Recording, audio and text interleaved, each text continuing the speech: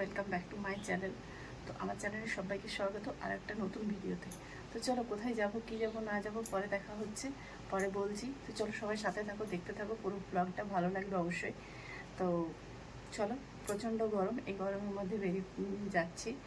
প্রচণ্ড গরম, প্রচণ্ড, এই যে ঘাম গলগল করে একদম ঘাম বেরোচ্ছে। তো কিছু করার নেই, চলো আজকে শনিবার, তো দেখা যাক কোথায় যাই, তোমাদের সাথে অবশ্যই শেয়ার করব। এখনও যারা আমার চ্যানেলটা সাবস্ক্রাইব করেনি অবশ্যই সাবস্ক্রাইব করে দিও, আর ফেসবুক থেকে যারা দেখছো অবশ্যই ফলো করে দিও। তো চলো বেরিয়ে পড়ি, তারপর দেখা হচ্ছে নেক্সট তোমাদের সাথে যেখানে যাব সেখানে গিয়ে। তোমরা অবশ্যই বুঝতে পেরে গেছো দেখে। তো পুরো ভিডিওটা কেমন লাগলো অবশ্যই জানাবে। তো চলো ভেতরে যাওয়া যাক, ভেতরে গিয়ে পুরো ভিডিওটা করি। আর এখন কিন্তু সন্ধ্যা আরতির সময়, এখন কিন্তু মন্দিরে সন্ধ্যা আরতি শুরু হবে, তো সবই তোমাদের সামনে তুলে ধরবো। তো তোমাদের টোটাল মিলিয়ে পুরোটাই দেখাবো। তো কেমন লাগবে অবশ্যই কিন্তু কমেন্টে জানাবে। তো চলো পুরো ভিডিওটা তোমরা দেখতে থাকো আর সাথে থাকো।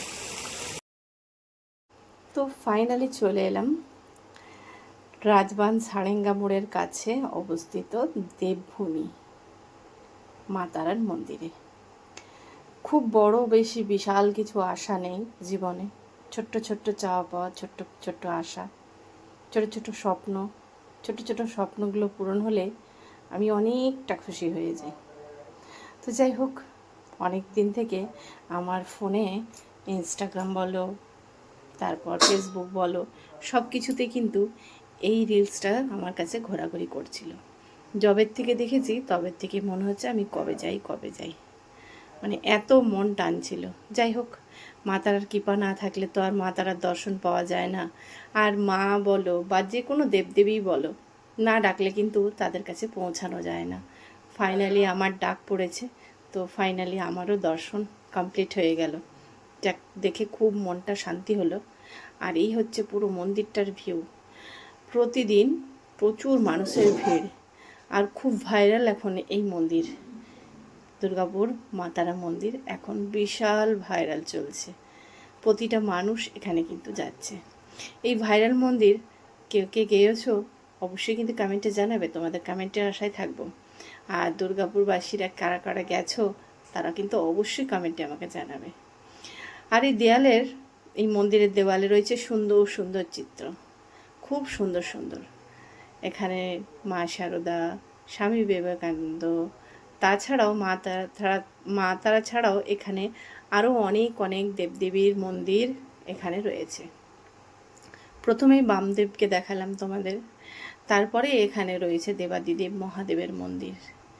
খুবই সব কিছু মিলিয়ে একটা অসাধারণ পরিবেশ।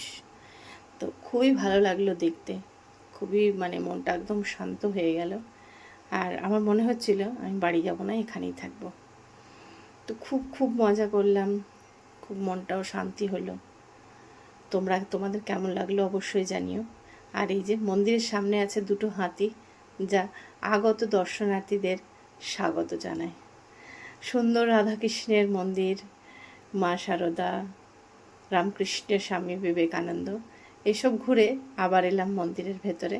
মা তারার সন্ধে আরতি হচ্ছিল, সে সন্ধে আরতি দেখতেই কিন্তু আবার মন্দিরের ভেতরে চলে এলাম।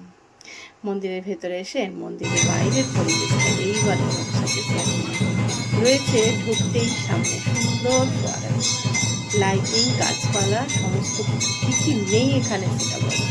তোমাদের কেমন লাগে? গরমে ঘামে একদম চপচপে হয়ে ঘেমে, আর বাড়ি ফিরলাম একদম বৃষ্টিতে ভিজে। কারণ ওখান থেকে বেরিয়ে, মন্দির থেকে বেরিয়েই কিন্তু আমরা ভিজতে ভিজতে বাড়ি এসেছি। যাওয়ার সময় কিন্তু ভিজতে ভিজতে গেছি, অর্ধেকটা ভিজে ভিজে গেছি, আর অর্ধেকটা রাস্তা শুকনো ছিল। তো কেমন লাগলো ভিডিওটা অবশ্যই কিন্তু জানিও, তোমাদের কমেন্টের আশায় থাকবো। আর ভালো লাগলে অবশ্যই লাইক শেয়ার কমেন্ট করে দিও, সবাইকে দেখার সুযোগ করে দিও। আর কে কে গেছো তোমরা অবশ্যই কিন্তু কমেন্টে জানাবে, তোমাদের কমেন্টের আশায় থাকবো। খুব ভালো লাগলো ঘুরে, অনেকটা খুঁজে খুঁজে গেছি, প্রথমবার গেছি। তো যাই হোক, ভালোই লাগলো দেখতে। আর মা তারা মানে অনেক দিনের ইচ্ছে ছিল, অনেক দিনে বলতে যতদিন থেকে তৈরি হয়েছে, প্রায় 1.5-2 মাস হলে এই মন্দিরটা তৈরি হয়েছে, তবে থেকে যাবো যাবো করছি। তো যাই হোক, ফাইনালি আজকে গেলাম, খুব ভালো লাগলো। তো এই বলে না একটা কথা যে মা তারা না ডাকলে যাওয়া যায় না। তো যাই হোক, গেলাম, খুব ভালো লাগলো। তো তোমাদের কেমন লাগলো অবশ্যই জানিও। তো এখনকার মতো বাই, দেখা হবে নেক্সট একটা কোনো ভিডিওতে। আর যারা এখনও সাবস্ক্রাইব করেনি সাবস্ক্রাইব করে রাখো, নতুন নতুন আরও ব্লগ আসতে চলেছে। তো চলো এখনকার মতো বাই, টাটা, ভালো থেকো, সুস্থ থেকো, গুড নাইট।